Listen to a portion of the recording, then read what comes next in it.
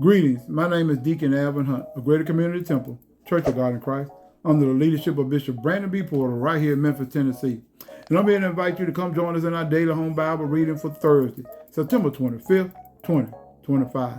Now, the title of the reading is Remembering God's Grace. And I'll be coming from 1 Corinthians, the first chapter, verses 1 through 9.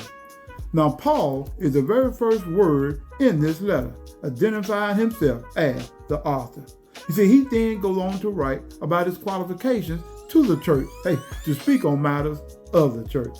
Yes, here in verse 1, Paul identifies himself as an apostle, called by God, even though he was not one of the original apostles called by Jesus.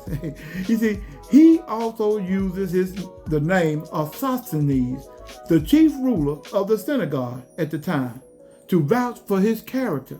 You see, Sosthenes even had to take a beating for defending Paul's character. Paul had to defend himself many times before men, and to qualify himself as someone knowing what he was talking about. You see, he was born Saul of Tarsus and became the head hunter and persecutor of Christians before having a spiritual encounter with Jesus on the road to Damascus. You see, after that spiritual encounter, Saul was no longer Saul.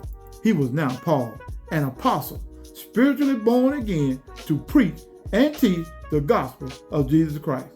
You know, it was by the grace of God that Paul was given another opportunity to continue to serve him. You know, and I want you to remember something. God's grace is so amazing. Why? Because we obtain grace through Jesus Christ, his redemption plan. Thank you.